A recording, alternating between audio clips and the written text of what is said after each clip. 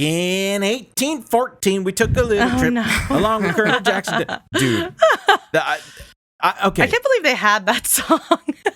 To the listener, I just want to let you know that what's about to happen is you are going to be infected with the earworm that I've had for the better part of like 6 weeks. I'm going to call it maybe 2 months at this point. The crocodile variant is what. So also to the listener, we had a little Eat the Rich get together, and who brought up that song? You was you. You brought up that the song. Was you. We were talking about presidents, and somehow Jackson came up. Right. You know how people, at dinner often bring up, Andrew Jackson just as a topic of conversation. That's important. To the listener, the Battle of New Orleans by Johnny Horton has been in my mind for the last 2 months, and the only way that we could get it out is by screaming it at a karaoke bar. When he says we, he means him. Me. Yeah.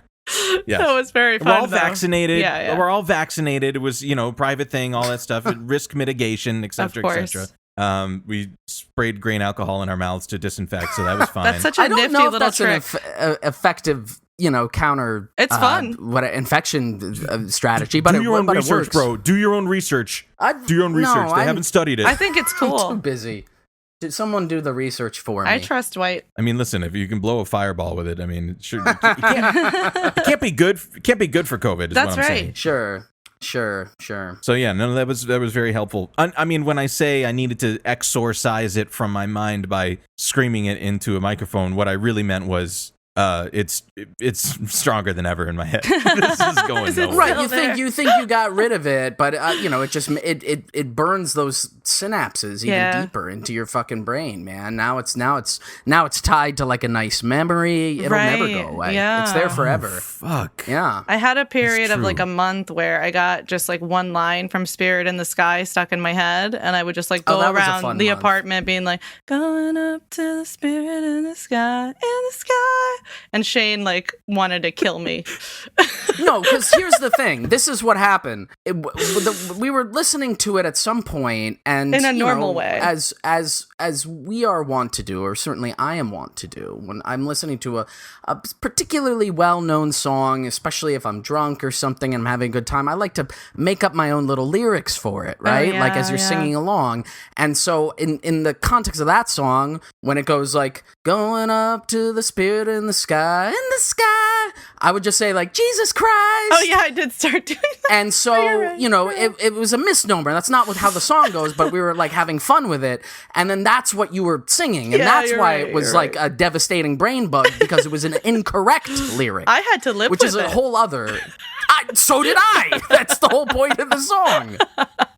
Eat the Rich needs to put out its own EP. Yeah. I think we should do like a little, maybe like karaoke thing for everybody to enjoy. I'll do Wait and Bleed again. It'll be really awful. Fuck, we sang Wait and Bleed. I totally forgot. I don't know what that... I did not know any of the songs that they picked, but they did have the 1960s Spider-Man theme on which has so many lyrics that nobody knew about. I knew them. Everybody was in shock besides you as you were singing them. Damn, singing Slipknot at a karaoke is a little heavy. It's a little intense. In your mid-30s. Jeez, I was the next day. I was just like, "Fuck!" Like, I know I drank a lot, but like maybe I really snored a lot, and my throat is so sore. Then I realized I was just going, I was going for it. Yeah, me too. Yeah, just fucking going for it. I felt the air rise up in me. That's right. The Spider-Man sing-along made me really want to do, and I don't know if I've mentioned this outwardly on the show, but I know I've like messaged you at 3 a.m. about this. You've mentioned it to me a bunch. I don't know if anybody else would find this amusing, maybe as like a bonus Patreon thing or something, but like I want to do like a musical quiz for you of just like all the Marvel themes where you have to guess what the superhero is, what their powers are, what they look like, etc. Just because I feel like with such a there's such like an untapped potential in your mind of being, I'm assuming, understanding some of this through osmosis, but having never watched any of the major films or anything. Zero. I know there's Marvel, and then there's something everybody yells about, like there's Superman comics, and then there's DC comics, and then there's Marvel Superman comics. is DC. Those are the two big superhero ones, Marvel and DC. See, I didn't see, and I mean, it's a completely clean slate here. I don't know any of that Superman shit. Like, is Guardians of the Galaxy, is that a Marvel movie? That's in the Marvel cinematic universe. Yeah. Okay, well, good for them. And like Cyclops is in it. Yeah. Well, I mean, again, we'll get into this in a separate discussion. We don't have to. But I thought X-Men are Marvels. Yes, but they're not in the MCU yet. And the Transformers are Marvels. Okay. Oh, the Transformers are Marvel? Yes. No, they're not. Yes. Oh, I didn't know that. He's being a troll. Do your research, bro. I think you're right. Research, bro. No. Yes. No. Carrie, I'm so glad that you've come around. You know why? No. Oh my God, it is. Yes, it is. There's a movie called Superman versus Bumblebee, and it's like, but it's a Chevrolet commercial. I'm out. You know why I know that I'm you're not right? doing the rest of this episode. Because it's either in Islands of Adventure or Universal Studios in Florida. They have like the whole Marvel section, and there's a Transformers ride in it, and it's like right next to where the Spider-Man ride is. So you're totally right. What's the movie that Rihanna's like in the Navy? What? That's got to be a Marvel one. Is that not it? Is that a real movie? You know? Yeah, something like that. She's in the Navy. Rihanna Navy is what they call her fan base. Yeah, exactly. I'm enlisted. I'm an ensign in the Rihanna Navy. Oh, if this content is amusing to you, then again, it be prepared for an hour-long version of this at some point in the future. If you're still listening. Yeah, if you haven't entirely turned off. All right, can we finally just like get to the main episode? Yeah. Now when I was a young boy, about the age of 5, my teachers taught me I could be the greatest man alive. They told me I could change the world, be whatever I wanted to be. There was no one in the world like me. Every one of us was so unique. I'd not be an average man. No, sir, I'd be no average man. So I had those big dreams. Welcome back, everyone, to Eat the Rich. This is a show about a political economy, late-stage capitalism, and the millionaires, billionaires, and multinational corporations hell-bent on staving off his death rattle. I'm Dwight, and today we have with us Shane. Hello there. Oh, getting started on the Swiss early. And we have Carrie. Bonjour. And the other side of Switzerland. Perfect. So this isn't.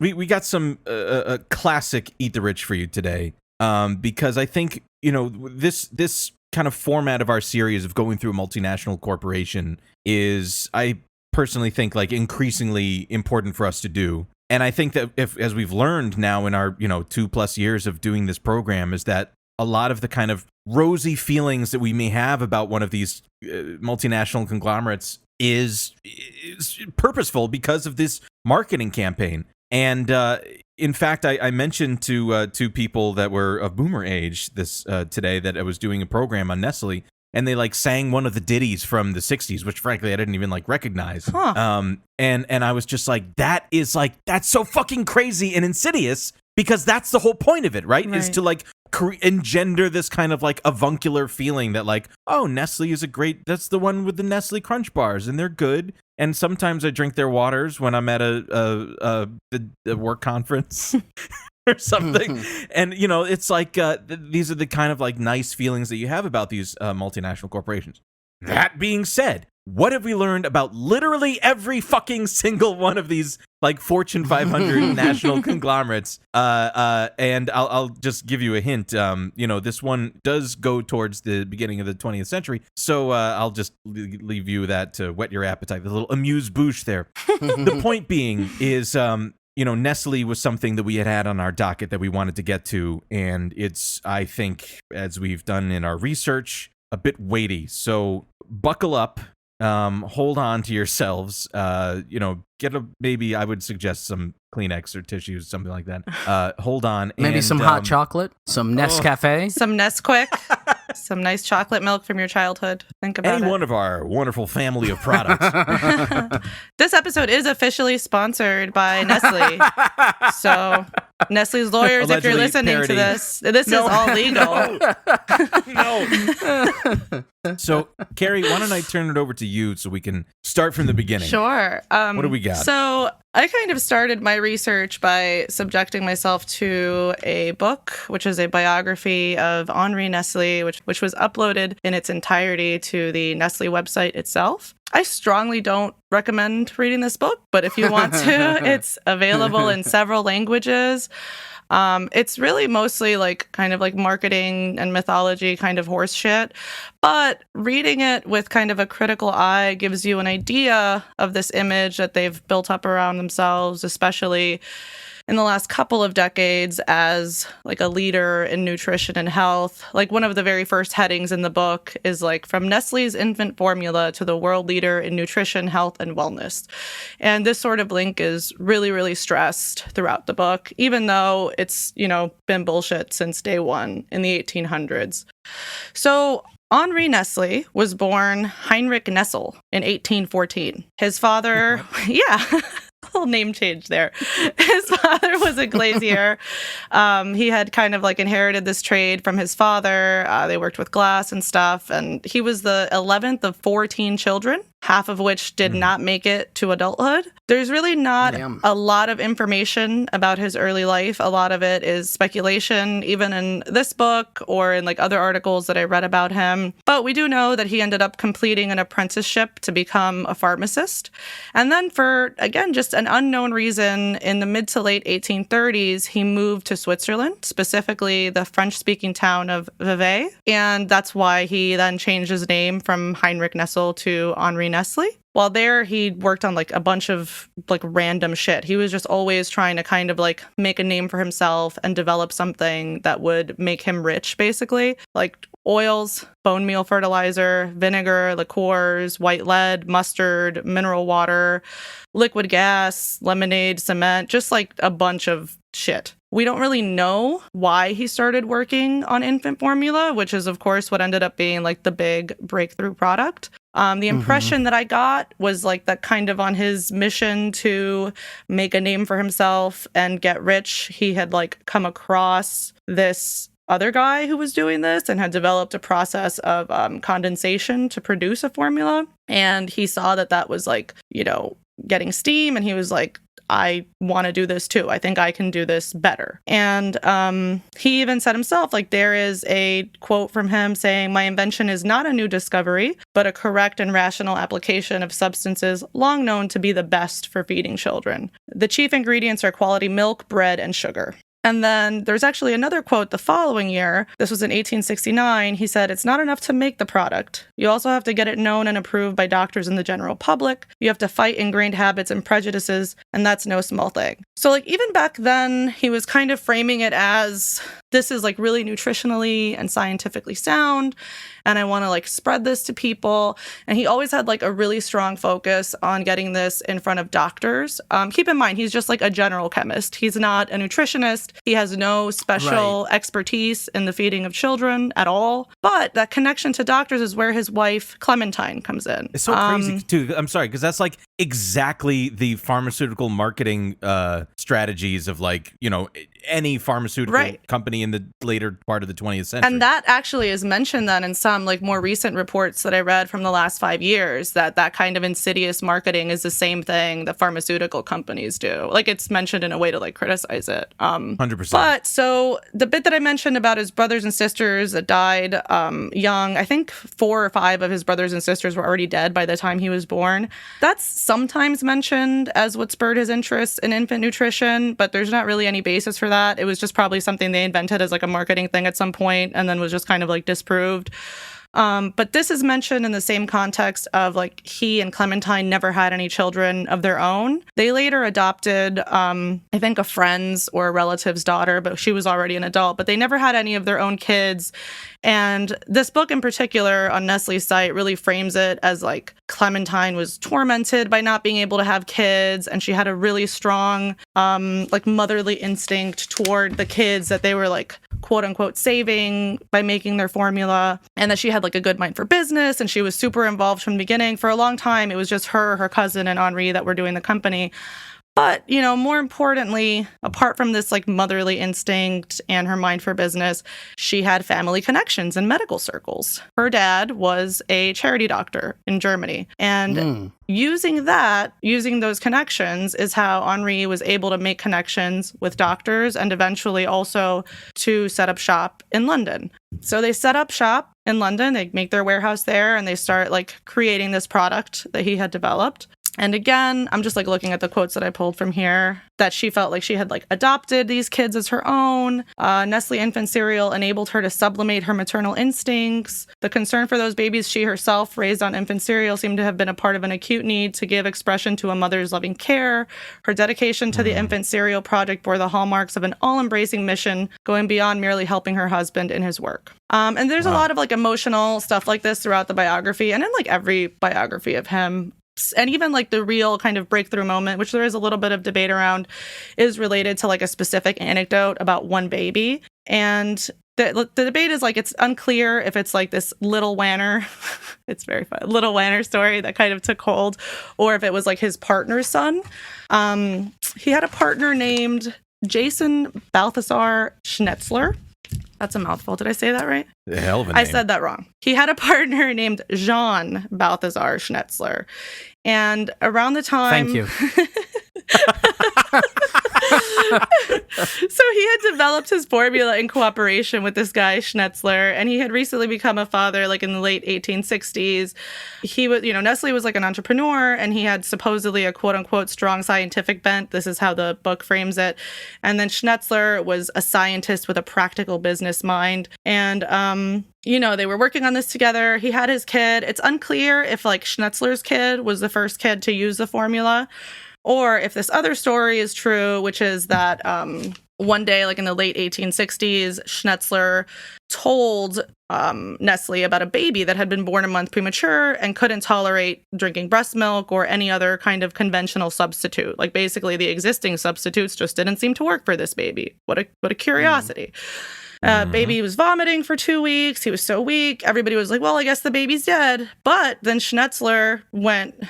What the fuck? Yeah. Schnetzler went to Nestle and was like, what if we give him some of our new product that we made? And so Nestle took the baby home with him and bottle fed him with a strongly diluted version of the mix that he had created.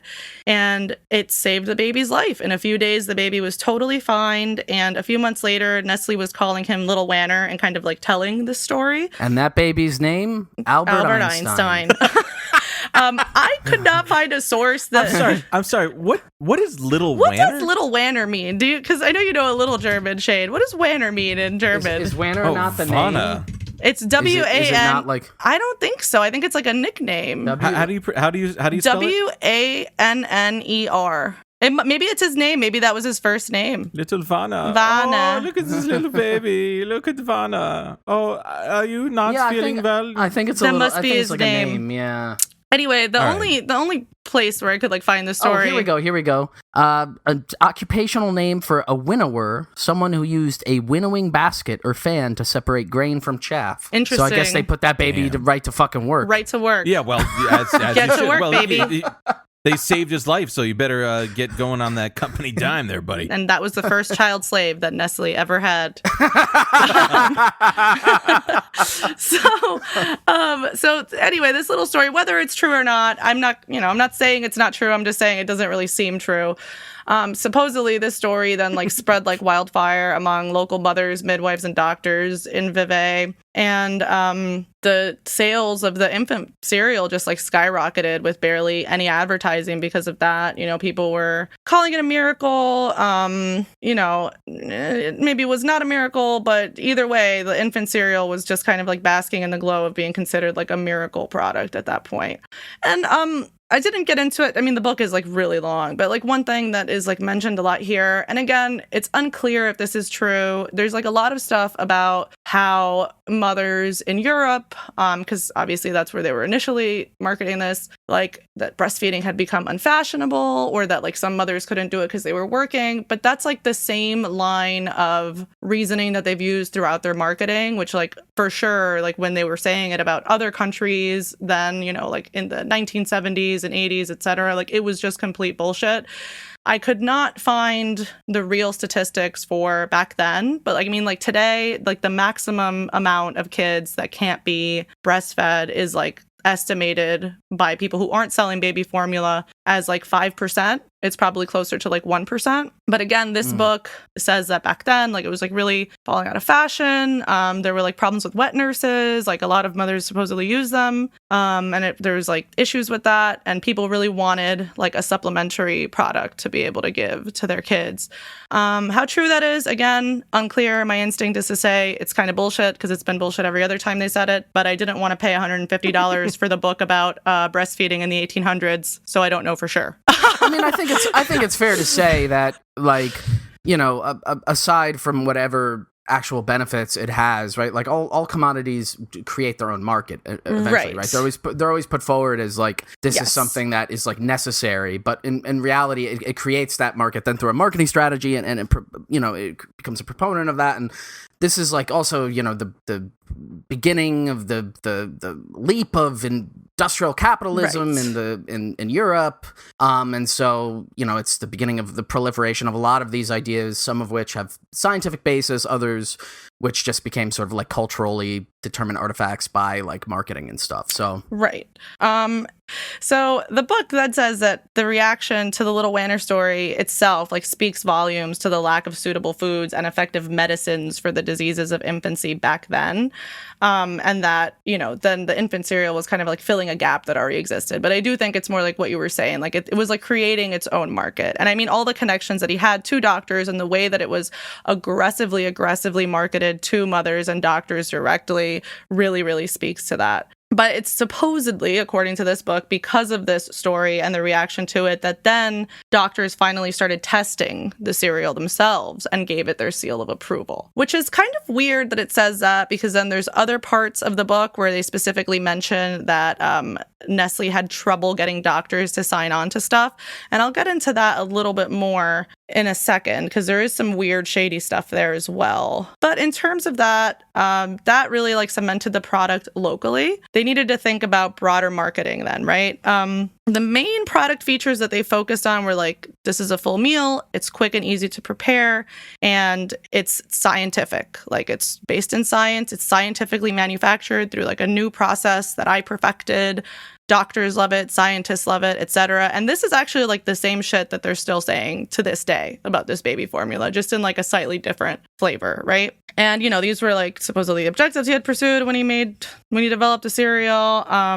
But because of the experience with Little Wanner, he started promoting his invention not only as like a supplementary or transitional food for weaning. It's like up until now, they had still been saying like mother's milk is the best, but like supplement with this. After the Little Wanner story, they also started promoting it as like a suitable feed for virtual newborns. Before, it had been marketed more towards like a little older kids to give to them once they start weaning. But now it's like, just give it to everybody. It's actually really good for them. It could save their lives. Mm-hmm. Using like an N equal to 1, like using a single infant's experience with and that. It's literally just milk, sugar, and flour. Like, that's literally what it is. And actually, this was one of like the selling points or whatever. Here's like a little, just a sentence from the book. Furthermore, the sweet taste was a help in getting babies to eat his product and ensuring customer loyalty. Wow.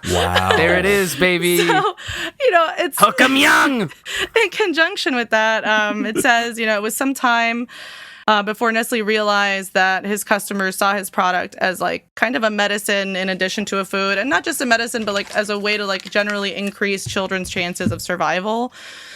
I mean, in the 1800s, there was probably really high mortality everywhere, right? So anything that you could sell to parents. Even in fucking Henri's family, right, half of them were dead. Half the kids died. Right. So supposedly, according to the book, it took him a year and a half to come around to his customer's point of view, and he altered his marketing strategy and started promoting the cereal as a remedy for diarrhea too, which is like, I guess a lot of babies died of just having diarrhea back then. Sure. Unrelated to the sugar milk that they're being fed. Don't worry about that. That's not causing it. That is not causing it. So I'll just read directly from the book here, this little excerpt. So with the change in his perception of his product's function, Nestlé also opted for a new distribution network. He started to channel sales mainly through pharmacies instead of grocers and other small retailers. Another reason for this move was to get the right balance in his marketing mix. Intent as he was on working in close cooperation with doctors, pharmacists seemed to him to be natural partners. Goes on to say he didn't discontinue his other lines of business when he started the infant cereal production in the late 1860s, but he started phasing them out little by little.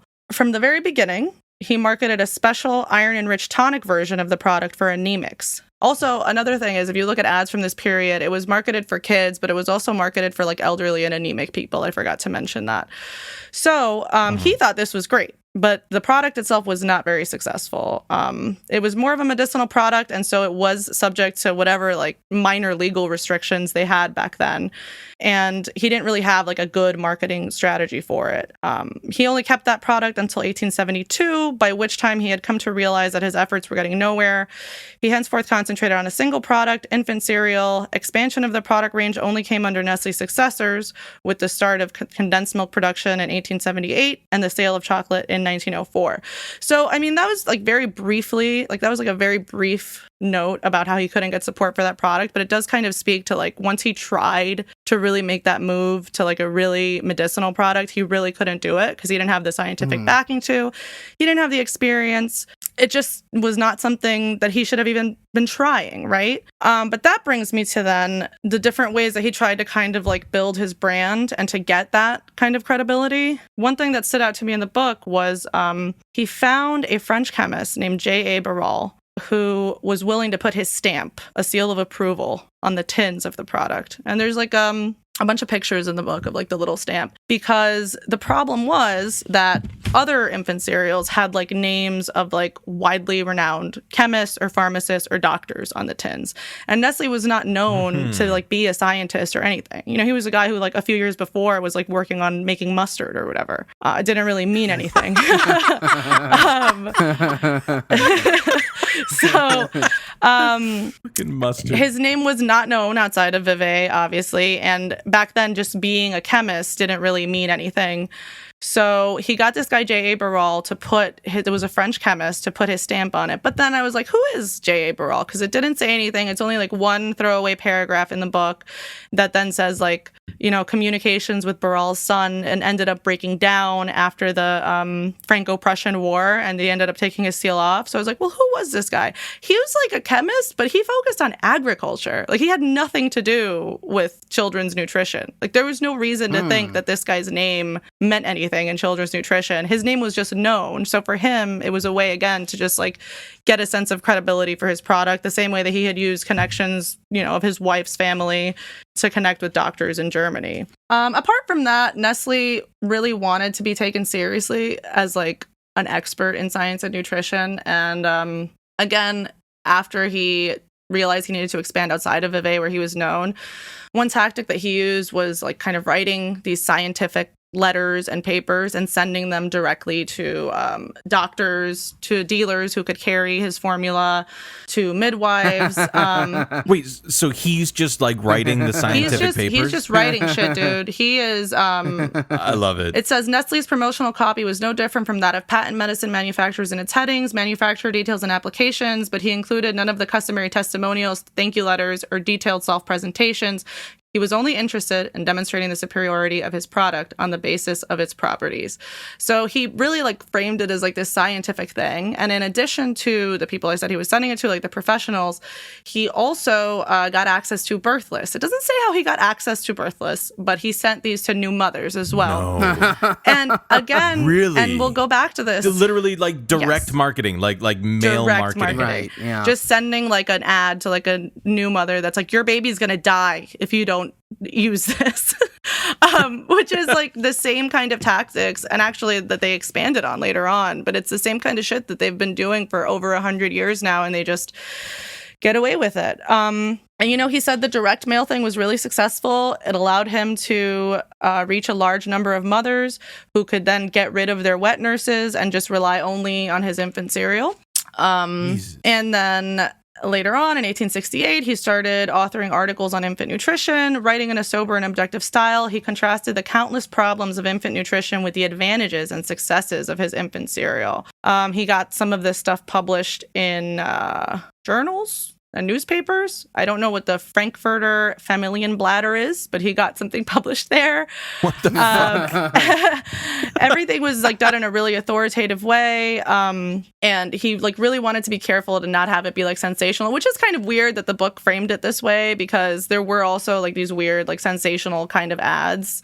But I guess that those were like two different tactics, and the book wanted to focus on the really scientific stuff. Like I said, he sent this stuff to doctors and dealers as well, and he wanted for those doctors that he was sending them to outside of like his city and his country to try to get them published in their local newspapers. It doesn't say what he offered them in exchange for this. Unclear. None of the letters were published in this book. That'll be something to look into later. I have to imagine there was some form of payment involved, right? Mm-hmm.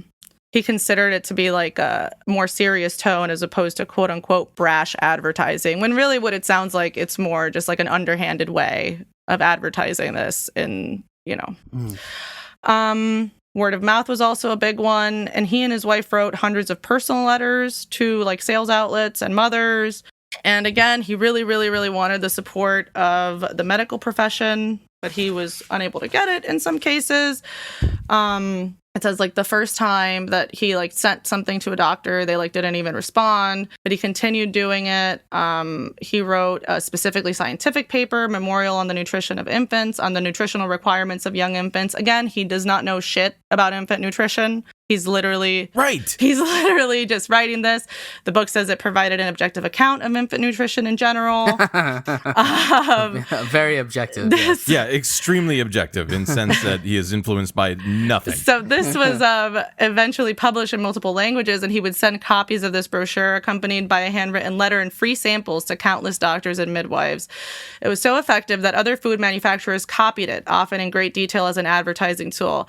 It's unclear, and I saw another article say this, but I think it might be disputed. I think he was the first one to do the free sample thing, which, like you mentioned, Dwight, is what like pharmaceutical companies now do as well. Right. Same tune. So, around this time, even the book says is the practice of medicine was like only really just becoming crystallized as a distinct profession. And again, the book is very repetitive. I'm seeing because I pulled a bunch of quotes and it says like a bunch of stuff. It's basically just repeating over and over that he was really trying to personally get the support of these doctors. He started like in person, personally canvassing chemists and doctors in France and Germany. And he did get some famous scientists to analyze his product, conduct experiments, all this stuff. Unfortunately, I couldn't get access to any of like the papers from back then. I don't know like how you would. I did find some articles referencing them, I think from like academics who were able to get access to them. And they really like back then were just saying shit like mother's milk is the best, but honestly, this is almost better. Like that's basically what he was so wild. So wild. The methods section is just a big like question mark. It's just an ad with like a little fat baby. Results, little fat Vanna. baby. Yeah, look at little Vanna. He is coming out of his Stufenbacken, and it's great. So skipping ahead a little bit here, by 1874, the infant cereal was being marketed in 18 countries across 5 continents. Sales were dominated by Germany, Switzerland, France, Russia, and Austria. These were all countries in which Nestlé had laid down a marketing strategy himself or in close association with dealers. By this point, he's making huge profits, and he ends up selling the company and retiring in 1875. After that, the company keeps expanding. Around the same time that Nestle had developed his milk condensation process, Daniel Peter, also from Vevey, had developed a milk chocolate formulation. It took him 7 years to do that, apparently. And eventually, I could have done it very quickly. Oh, buddy, let me go to the corner store. I'll whip it up for you in like 5 minutes. And then in 1879, they met and they ended up putting their heads together, and that's when they formed the Nestle company that we now know and love, which ended up becoming one of the largest European confection industries. He lived out most of the rest of his life just like chilling with his family he moved to Glion in a house that was later known as Villa Nestlé, and he died at the age of 75 in 1890 of a heart attack, probably not related to all like the sugar and milk he ate all the time. No. More pfeffernuss. And again, during his later years, the company kept expanding. Obviously, after his death, we know that it kept expanding. In 1904, they, again, because of that wonderful invention of milk chocolate from Daniel Peter, they developed the very first chocolate milk, and that was huge for them. In 1905, all the companies that have been working together on this stuff merged to become the Nestle and Anglo-Swiss Condensed Milk Company, and they retained that name until 1947. Nothing happened in between. Don't worry about it. No. No need to look into it. By the early 1900s, the company, had expanded so much that they were operating factories in multiple countries, the US, the UK, Germany, etc. And then the First World War ended up creating a huge demand for dairy products. And I think, Shane, that's where we can hand it off to you. It also created a huge demand for little Vonners. Oh, yeah.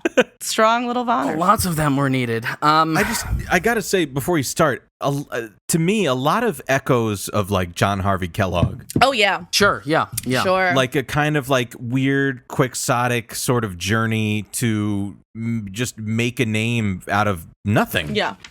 Like to literally we'll get to the things that I researched, like the kind of later on stuff of the multinational conglomerate and stuff. But like to know that all of those bad things happened as a result of just this one weird Swiss guy that was fucking just shooting as much shit at the wall and hoping what sticks. Yeah. Just like he just wanted to be rich. Insisting on that's it. Exactly. Fucking insisting upon himself until it became real. Yeah. Like the perception became the reality. Like, can you imagine just like him sitting there, him and his wife at a fucking a writing desk and just writing hundreds of letters. Yeah. Right. To doctors and newborn and getting a fucking like the registry of newborns and shit. Yeah. It's deranged. Absolutely. Yeah. It's fucking deranged. I mean, I get it. Like if you wanted to like, infiltrate the alive market, like you would, that's the way you would do it. Like I get it from a capitalist business it's sense. Disrupting the baby feeding industry.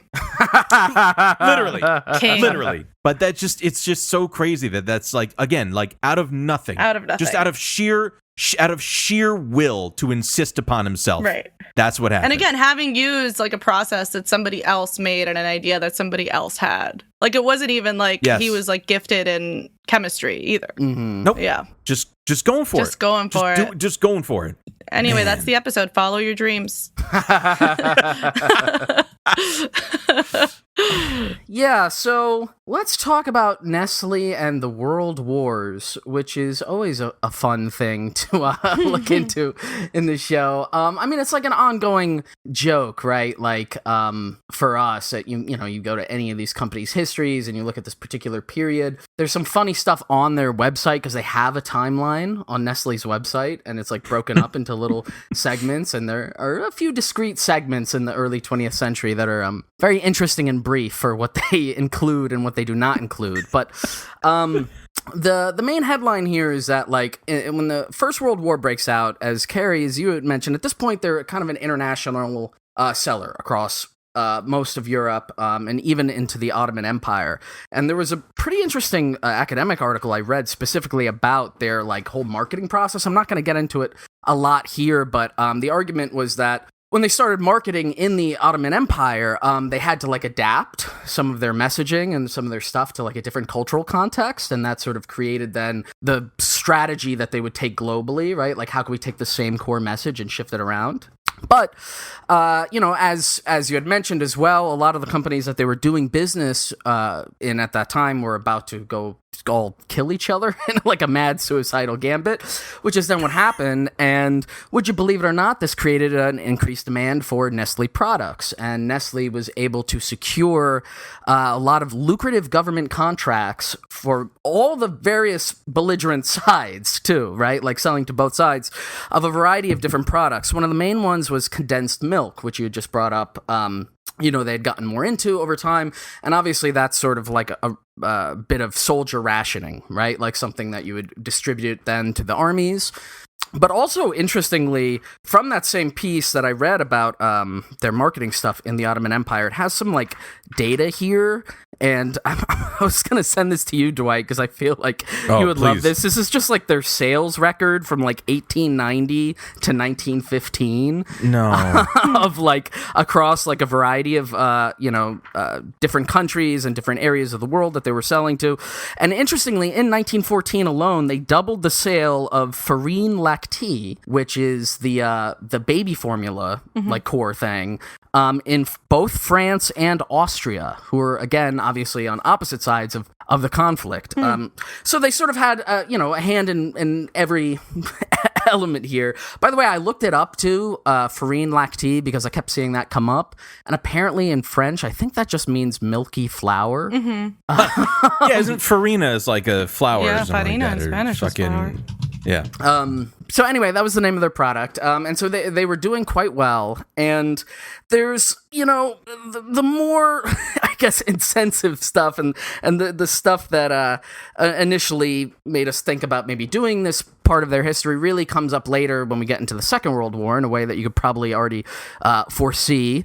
But, there's an interesting point to be made here about just like war profiteering in general, right? Like, and when I wrap up, I'll talk about it in some more detail, but like Nestlé basically grows and expands in all of these countries because of this conflict, right? And specifically because of government contracts for what is, at least initially, like an emergency situation, right? Where these various empires need a whole lot of supplies. And Nestlé being situated in Switzerland, which was neutral, right? But also just, then being this international capitalist corporation is able to provide to all of them without any real scruples. And that's something, again, that will come up, in their later dealings. I also wanted to quickly flag, while just talking about the First World War, as I'd mentioned, they had a presence in the Ottoman Empire, and specifically, too, in the Balkans. And prior to the First World War, a lot of smaller wars in the Balkans, a lot of breakaway states and successor states and what have you. And their point man in the Balkans was this young Swiss-French executive named Eduard Muller. And I wanted to bring him up because he's kind of a weird guy, and he's also going to factor in later on.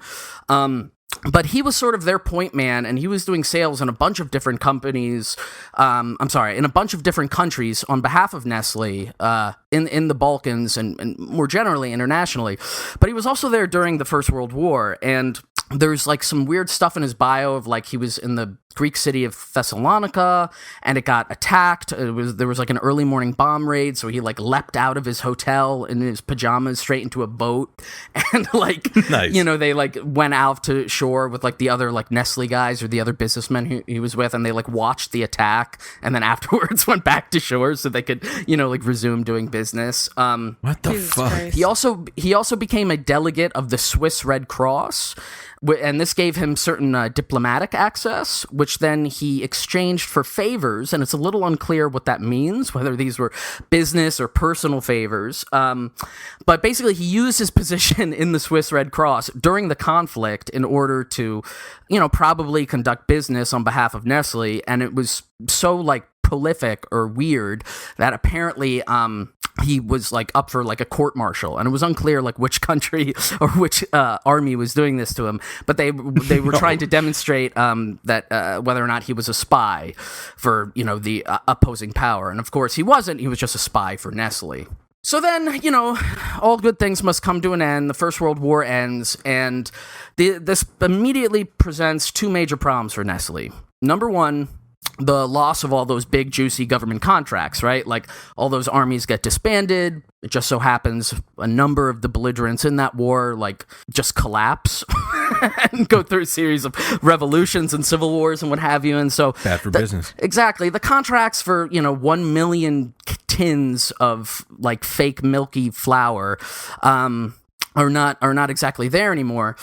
And the other problem is, similarly, now that the war is over, there's less of a shortage for actual milk or actual fresh products.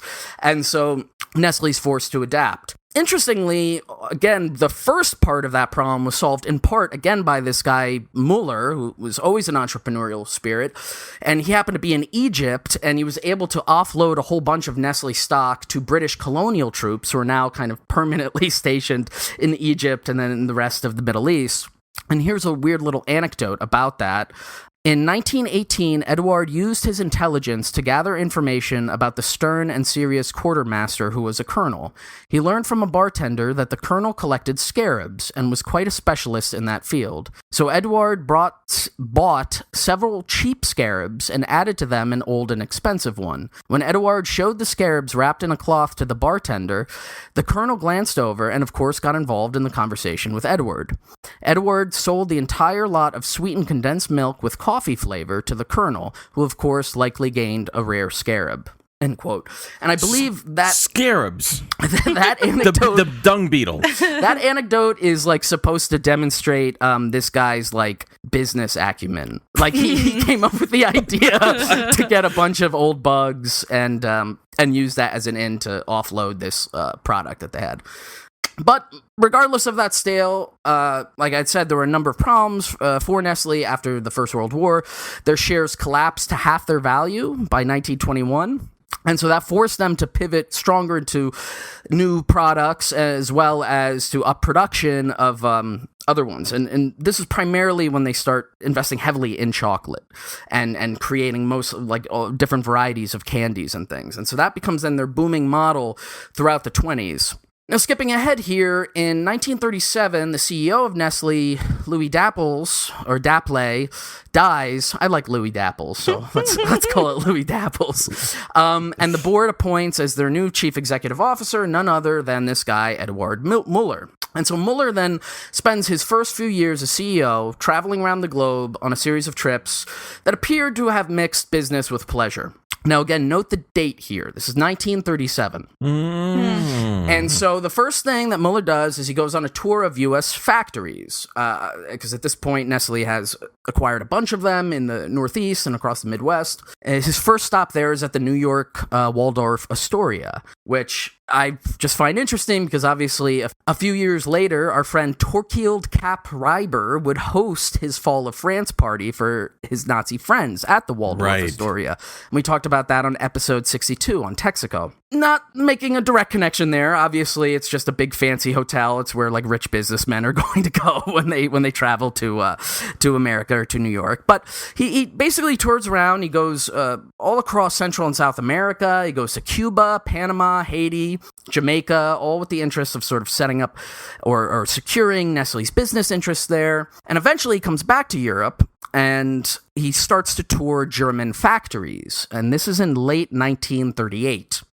And so here's for me where it gets interesting. Now, according to his own records and official biography, it was just after this trip that he made to a series of German factories in late 1938 where he starts to get skittish about the situation in Europe. And what's curious about this is that's an understatement. This trip occurred just after the annexation of the Sudetenland by the Third Reich, but before the then full invasion of Czechoslovakia, which happened a little bit later. And so the idea that this is the moment, he's already doing the tour after the Sudetenland, and of course all the other things that have been occurring in Europe with Germany at the time, and that doesn't make him skittish. But suddenly this is his official reasoning, ooh, maybe something is not so great. And so he starts to plan his immigration to the United States for himself and his family. And he eventually pulls this off in the summer of 1939,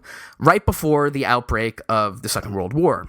Now, there's this whole long story. At first, him and his family, they went on a ship, and first they went to Brazil, and they tried to leave, and then purportedly, like, German U-boats stopped their ship, and they couldn't leave, or whatever, blah, blah, but eventually they do get to New York in 1940. Now, the reason why I find this interesting is, like, the question of why. Why did Mueller feel nervous, right? Like, what particular reason would he have to leave? What else was he doing, right? We don't really know from his own records, which, to be fair, I'm reading mostly summaries that have been translated from other summaries.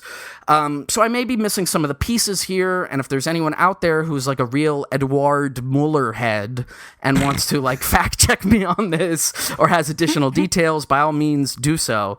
But if we can try to reason this out for a minute, right? He's the CEO of a very successful, big Swiss confectionery milk nutritional whatever company milkman. He's a milky boy. He's a milkman. But it's a Swiss company, right? And Switzerland was neutral and was unlikely to get involved in the war. So fearing for his own personal safety doesn't really make sense.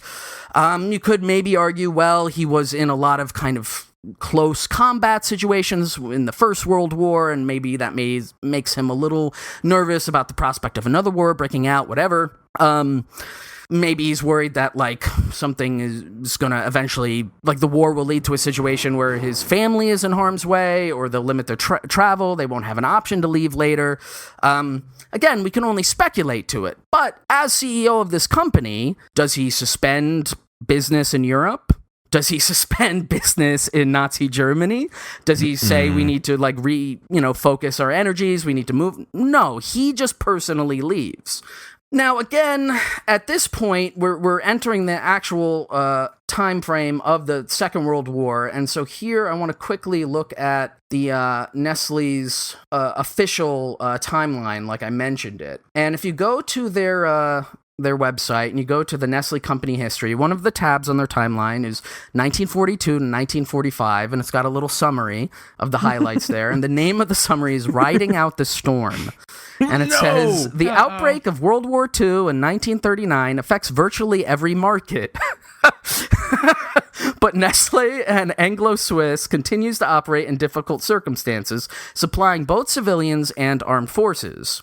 In 1947, the company adds Maggi soups and seasonings to its product range and adopts the name Nestlé Alimentana. Now, keep Maggi in your mind as we move forward. But notice also here, too, the first line is, the outbreak of World War II affects virtually every market. That's still their, like, official take on it, right? Like, oh, God, this is going to be horrible for the markets. But what else is Nestlé doing then during the Second World War? Well, they are providing, again, they get a lot of lucrative government military contracts.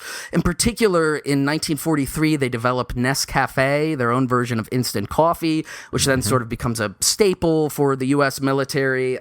There's a bunch of weird, like, propaganda posters and things that, like, are ads. And in fact, I can show one of these to you guys because I thought it was quite weird. Give me 1 second to pull it up, and then maybe one of you can read from it. Ooh, I love reading from things. You love to read. I do. One of these days I'll get around to it. Oh boy. So Dwight, if you want to obviously you don't have to read the whole thing, but maybe just give a little highlight of what we're looking at here. Okay. Oh, that's I don't really know how to go about this, but what we're looking at is kind of like an American GI, kind of a battle-hardened GI, with the odd caption, "He comes first." And it says here, "Chocolate and cocoa, fight with our forces round the world. If your dealer sometimes out of Nestlé's chocolate and ever-ready cocoa, here's why. 1. 3 chocolate bars make up U.S. Army Emergency Ration D. 2. A chocolate bar is the dessert for supper in the U.S. Army Field Ration K. 3. A cocoa beverage powder is included in U.S. Army Field Ration C. 4. Chocolate bars, Ration D type, are contained in the Naval Aircraft and Life Raft ration. 5. Breakfast cocoa is served to soldiers, sailors, and Marines. 6. Chocolate bars, hot chocolate, and chocolate-flavored drinks by the millions boost the morale of our soldiers, sailors, and Marines at post exchanges and ship services all over the world. 7. Chocolate bars and hot chocolate in large amounts are distributed to our fighting men by the USO. 8. Chocolate and cocoa in large quantities are given to the Red Cross, to American boys who are sick, wounded, or prisoners of war. 9. chocolate bars and cocoa are part of many Lend-Lease shipments. What is that? A Lend-Lease shipment. Oh, those were shipments of materials that we were sending to, or the United States was sending to its allies, like Britain. Got it. And finally, 10. Chocolate bars are included in lifeboat emergency rations of our merchant marine. Chocolate is a fighting food. Back the attack. Buy U.S. war bonds and stamps. So, that's Nestle's self-image here, right? Is like, we were the supplier then for these essential goods for the U.S. military. Obviously, that, again, raises their profile. It gives them a bunch of contracts, which they are able to expand production, open up new factories, and sell more goods. And that's it. Nestle was just providing goods for the Allies, and there's no other side to the story. Of course, there's another side.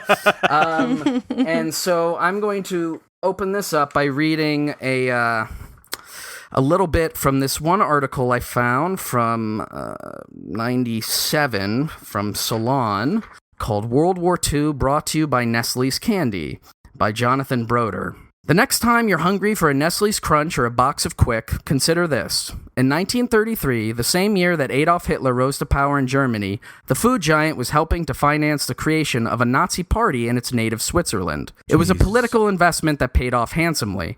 During World War II, Nestle won the contract to supply the entire German army with chocolate, a deal worth hundreds of millions of dollars. What the fuck? And so then the rest of this article, he's talking about a documentary that this guy was involved in, that the author of this was involved in, detailing like a general kind of pattern of Swiss company behavior during the Second World War. And so I'll read a little bit of that to give us a sense of the context in which this is happening. Our researchers uncovered Allied intelligence documents that describe how, in addition to chocolate, Swiss factories also sold Nazi Germany weapons and weapons parts, munitions, optical equipment, timers, machinery, and electrical power, all of which kept the German army on the march and Switzerland's wartime economy thriving. President Franklin Roosevelt was so angry about Switzerland's complicity with the Nazis that in 1942, U.S. warplanes bombed a Swiss ball-bearing factory at Schaffhausen on the Swiss-German border. Officially, the bombing was described as a mistake, but the documents show the Allies were trying to send the Swiss a message. And the rest of this then gets into, some of the more general stuff you're probably familiar with, like, the... Wait, I'm sorry. I want to make sure I heard that correctly. Mm-hmm.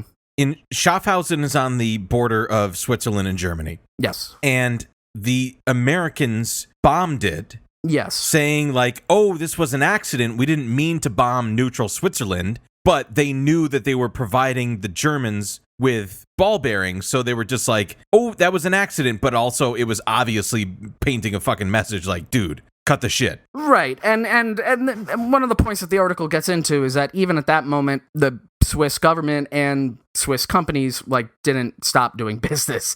They were like, we're just going to keep on going because it's very lucrative. But I also want more to the point of Nestle, because this could become a whole thing just about the Swiss position in World War II on its own. But in the context of Nestle, right? This claim that is made here, and I tried to find a lot of evidence to back this up, and it was honestly hard. But I did see this echoed in a few places that Nestle was directly involved in financing the sort of Swiss local edition of the Nazi Party, and then it got this exclusive contract with Nazi Germany. And in looking into it, I think what has really come out and is the kind of more accurate reflection of at least these direct claims is that this was actually the work of this company Maggi, which was another Swiss company that was producing chocolates and other food goods, which then later Nestle merged with in the post-war. But the track record of Maggi, which then obviously through the merger becomes the track record of Nestle, was pretty awful. So in addition to, the sort of claims about just selling the chocolate or doing business with the Third Reich, more specifically, in order to accomplish this, Maggi did this by using slave labor from prisoners of war and also Jews from concentration camps in their German factories then to produce this chocolate. What the fuck? Additionally, a few other claims that I've seen that have been brought up in the context of looking at the sort of Swiss chocolate Nazi connection is there are a few things, and again, it's hard to substantiate a lot of these, but at the same time, it all falls into the purview of like the very real possibility of the cruelty of the Nazi regime. But these chocolate bars were also used to like lure kids either into custody or onto the cattle cars that would then send them to concentration camps. What the fuck, Shane? They were also used to poison Allied officers in a variety of different kinds of like sabotage, spy maneuvers. Apparently, there was some like chocolate covered bomb, like a little like micro bomb that was also created by the intelligence apparatus or whatever of the Nazi regime that was used in different operations, again, to try to target Allied officers or what have you. But there was like a deep integrated relationship with certainly at least Maggie, as a chocolate and other foodstuff manufacturer. Again, you can then make the argument, well, that's not necessarily Nestlé's doing, right? They did this merger afterwards. Maybe they were just picking up the scraps of a bunch of companies that, in the post-war environment, there were a bunch of mergers, acquisitions, what have you. However, my counter to that would be, throughout this whole period, this guy, Eduard Muller, is still the CEO. Now he's just living in the United States. Now, in the post-war environment, he comes back to Europe, and at this moment, as a Swiss businessman and CEO of Nestle, he kind of positions himself as this like business philosopher type guy, and there was this whole, like post-war consensus of what is needed now is some kind of international framework to prevent conflicts or what have you. This was sort of the beginnings of the idea of the UN and more geographically, specifically the European Union. And Eduard Muller became a co-sponsor for the Declaration of European Independence. It was like one of these kind of foundational documents towards that end. But he was also the one then, literally a few years later, who masterminded the merger and acquisition of Maggie. And he did it secretly. God, I wonder fucking why. He did it in under great secrecy, and he finally managed to pull it off in 1947, and then he retired the following year, and then he died later in that year in 1948. Again, now his legacy, he's not even that remembered, but at the time, in his later life, he did try to pivot and try to, again, make this whole thing of, like, I left Europe because it seemed really dicey, but, like, how dicey could it really be if at the end you had no scruples at the time or even after the fact? In 1947 it was unequivocal that like what had happened in terms of the Holocaust or whatever. There was no way that you could pretend that you didn't know about it, and again, the fact that you would do the Nuremberg trials had already occurred, like yes. What the fuck was happening, and so where to start to kind of wrap this up and bring it to a head? As I mentioned, this one article came out in the 90s, and that's because all of this was buried, both in terms of Nestlé specifically, but all the other Swiss companies that had dealings with the Third Reich. This was all kind of buried in the post-war environment. And it didn't come out until in the 90s. There were a series of initiatives, and it seems the main one was this kind of initial lawsuit by the World Jewish Congress against Swiss banks. And we actually talked about this all the way back on episode 30 of the show that we did on Roche Pharmaceuticals. Right. Which is when, so in the 90s, all of this stuff starts to come out because these companies are finally being held to account. And so basically, in response to this, the kind of reinvested interest in this particular moment in history, a number of things happen. So you have these lawsuits, and then in kind of reaction to that, you have the Swiss government puts together this thing called the Independent Commission of Experts, or ICE, and this is informally known as the Bergier Commission or Bergier Commission. I'm not exactly sure how to pronounce that, but that's after Jean-Francois Bergier, who is a Swiss economic historian, and he was sort of at the head of it.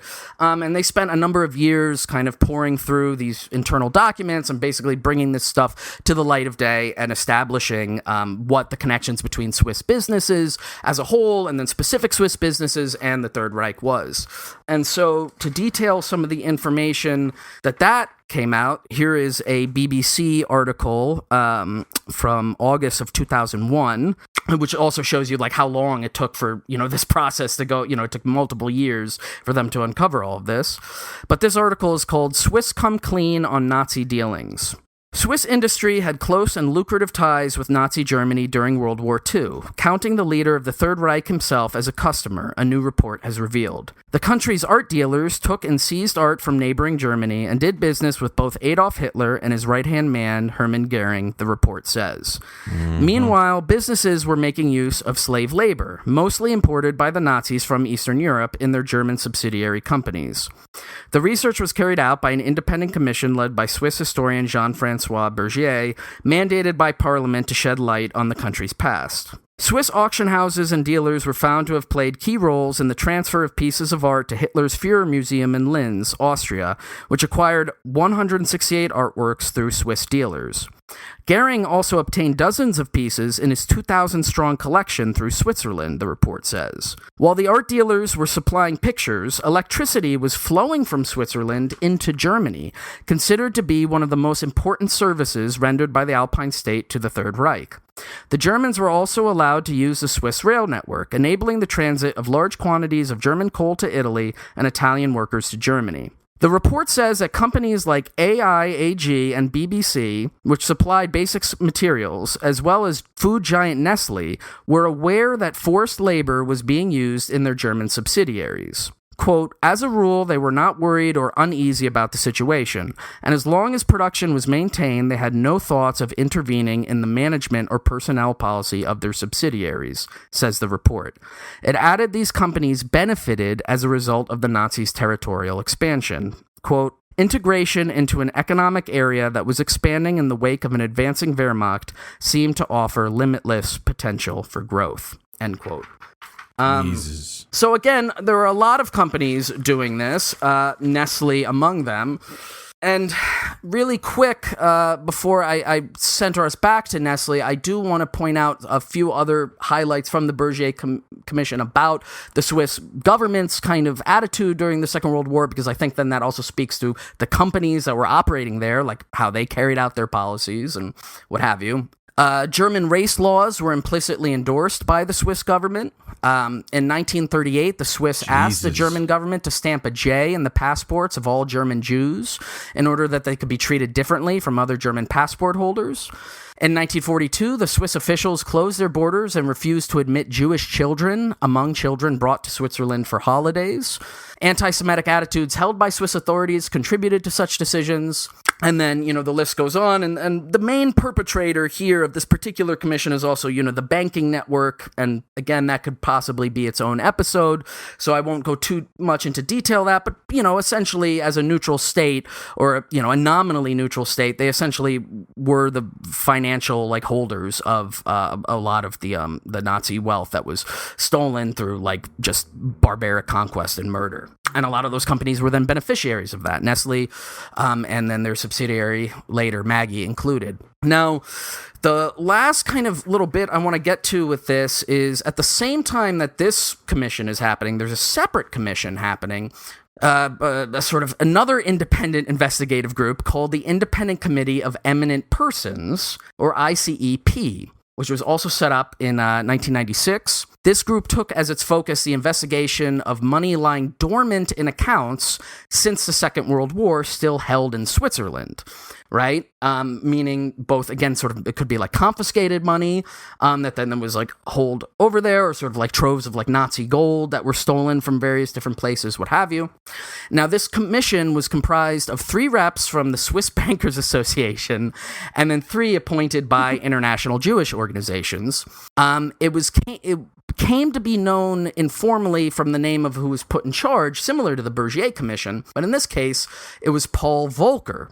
So this now gets known as the Volcker Commission. And Volcker, interestingly, was the former U.S. chairman of the Federal Reserve under Reagan.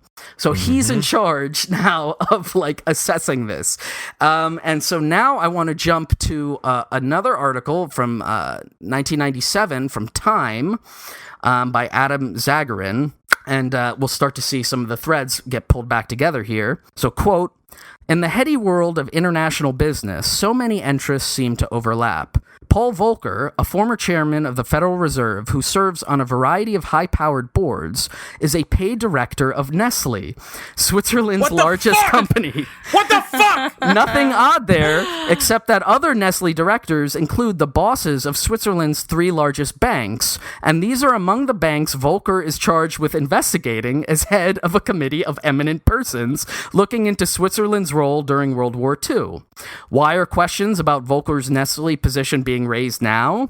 Perhaps because in a recent letter to a federal judge who must decide whether or not to dismiss a multi-billion-dollar class action lawsuit brought by Holocaust victims against the Swiss banks, Volcker argued that their suit would have a potentially, quote, crippling impact on his investigation. Other members of the eminent persons group immediately disassociated themselves from Volcker's letter and made it clear that it was his concern, not theirs. Lawyers for the victims are questioning Volcker's business ties. Volcker had no comment. Simply fucking stunning. He was, by the way, he was made he was appointed to the board of directors of Nestle, I believe in 1988, which was right when he kind of had wrapped up his term as right, head of the Federal Reserve. And so when you ask yourself why is there this revolving door? Why would what is the expertise that this guy is going to bring to the fucking board of Nestle? It's if they ever uncover all that Nazi shit we're involved in, and we somehow get you to be in charge of that, maybe you could cover up for us a little bit. Jesus Christ. Jesus fucking Christ. Quick tangent about Volcker. His other notable thing more recently, he was also later the head of the Economic Recovery Advisory Board under Obama from 2009 to 2011. I remember that I remember that so specifically when that came out, because everyone was like, oh yeah, Paul Volcker, and he was under Carter and then Reagan, and I was like, why fucking resurrect this goddamn fucking coffin fodder? Why even bring him around? And of course, we got to get somebody critical of banks. Of course, but not Swiss banks. Not Swiss banks, very critical. Which is so insane, because he's a conspiracy theory fucking catnip. He is a founding member of the Trilateral Commission. Yeah, he's on the Bilderberg Group, and he's been a freaking lapdog of the Rockefellers for many, many decades. Which is insane. It's this guy is, as ruling class as it gets, and Obama's just we need someone that's going to stick it to the banks. Someone with experience trying to silence, 100 years of Nazi history or whatever. Anyway, he died in 2019, I believe, rich and surrounded by his family. Oh, so cool. There you go. Yeah, that's great. But I love to know that. Despite Volcker's protests, Nestle eventually had to acknowledge it in some way, and they eventually did. And so the last thing I'll read here is an AP article that just sort of details how this all ended up. Food giant Nestle said Monday it is paying $14.6 million towards a settlement with Holocaust survivors and Jewish organizations to meet possible claims over the use of slave labor during World War II. Quote, "It is either certain or it may be assumed that some corporations of the Nestle Group that were active in countries controlled by the National Socialist regime employed forced laborers," the group said in a statement. It said it would contribute to a $1.25 billion settlement agreed upon by Switzerland's 2 largest banks. Quote, "Nestle expects this contribution to cover all possible legal claims that may be raised against it in both Switzerland and abroad," the statement added. Nestle companies operating in Germany and Austria will make voluntary contributions to those countries' foundations to compensate slave laborers, it said. but did not specify amounts. Some Swiss companies allegedly use slave labor in a video game, use slave labor in German subsidiaries or subsequently took over implicated German companies. Nestlé has said that it acquired a company in 1947 that was suspected of using forced labor during the Nazi era. So this is the Maggie company. This is basically what they're admitting to, right? And what I love what they said there, like in the beginning of it, which is like, this is to clear our name, but basically what they're saying is like, that's it. We're calling it quit. We're calling it even after this. Nobody can say anything about Nazis. Nestle can't say it anymore. This was also kind of by like legal force. And just skipping ahead here, it says. When U.S. District Judge Edward Corman approved the settlement July 26th, he said that Swiss entities which seek releases from slave labor claims should identify themselves within 30 days. Switzerland's main employers organization urged any company which may have used forced labor to come forward. Nestlé said that in many instances, it did not own the corporations that used forced labor at the time, and it was, quote, often not possible to exercise effective control over those that it did. As the legal successor of such corporations, Nestlé nevertheless accepts its moral responsibility to help alleviate human suffering, the company said. End quote. Now, like you were saying, Dwight, this is all like very complicated legalese to be like these specific claims we're now legally not obliged to have to deal with anymore because we paid out this settlement. Right. But it's all done very vaguely, and it only really names, again, the Maggie company, which there was proof of. But at the same time, as I'd mentioned, there were like a lot of Nestle factories in Germany. Right. Yep. They didn't shut down when the CEO Mueller left Europe. They were still there. They were still operating. What were they doing? Nobody knows. Who knows? It's impossible to know. It's so long ago. Can't we all just put this behind us?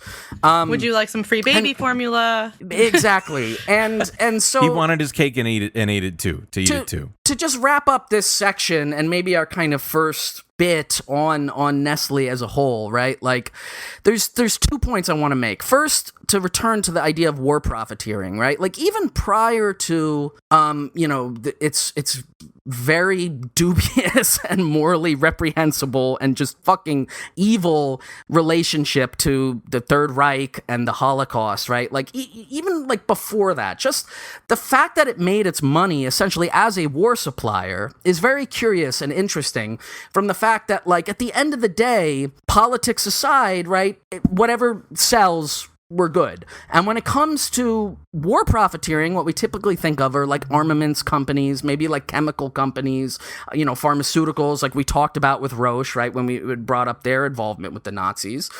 But like Nestle's just a food company, right? And then later, and it'll kind of try to market itself. Hey, we're like a good food company. We're for your kids. Right. But it nonetheless, like its startling growth is directly tied to these like horrible conflicts in the 20th century, which at very best, it was just sort of like morally vacant on. And at worst, what is suggested by a number of these findings from these commissions, right? Like they just like went along with, probably because they also kind of believed and saw opportunity in the Nazi project. Like all the companies did at that time. And so they were, if you were even mildly sympathetic to like, hey, here's a government that'll just crush the labor movement, and it'll like continually expand and give like free slave labor and basically destroy any need for any conditions of any kind. Like shit, yeah, there's like a lot of money to be made. And it turns out I am kind of like a conservative piece of shit, or I am like a hyper reactionary myself. And ultimately, like I sort of agree with the politics here, even if I'm not, our friend like Torkild Reber, who's like fucking wearing like Nazi pins and stuff, right? I think there's like I don't know what the moral distance is between somebody who's like really enthusiastic about the project of a fascist world order, or somebody who's just sort of tacitly along for the ride because it serves their bottom dollar. I think there's some moral distinction. I don't know if there's that much of a difference, particularly if you're on the receiving end of that, if you're the victim of that. And and then that leads me to the kind of last point here, which is just like, again, when you go to the Nestle website, they have a section on World War II. Right. And they even mention proudly, like, oh, we also acquired, like, Maggie. And Maggie is still a subsidiary of Nestlé. They make, like, soups and, like, bouillon cubes now. Like, they're still around. It's not like, oh, this is a dark chapter in our history, whatever. They're, like, proudly like, hey, this was a good business decision.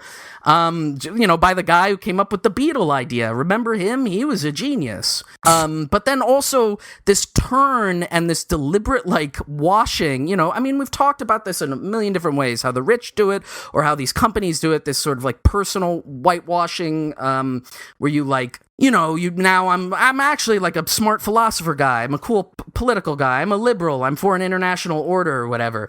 And I don't know if there's a specific term for this. But I was thinking as I was getting here, like, now that we've done so many companies that have had this specific relationship with the Third Reich, I want to introduce, like, Nazi washing or maybe, like, fash washing as, like, a corporate maneuver where it's just, like, it's not addressed at all, except maybe in a little settlement you do once. It says, in very clear legal terms, this is what it means. We're not actually responsible. We take no responsibility.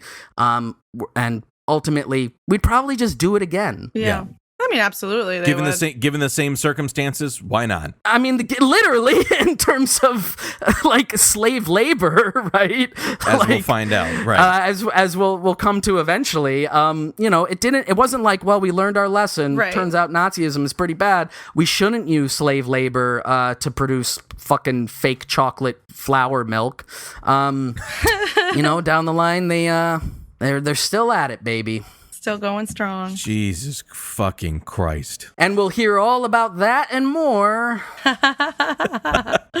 Yeah, I think next time. Given the weightiness, given the fact that we've only gotten to half of the kinds of shit that we need to talk about with this company, I think our audience here will forgive us by splitting this into two different sections, into two different episodes, because the next one I literally fucking cried while researching this. So stay cool. We'll catch you next week. Thank you for listening. Over there, over there, send the word, send the word, over there. That the Yanks are coming, the Yanks are coming, the drums rum-tumming everywhere. So prepare, say a prayer, send the word to beware.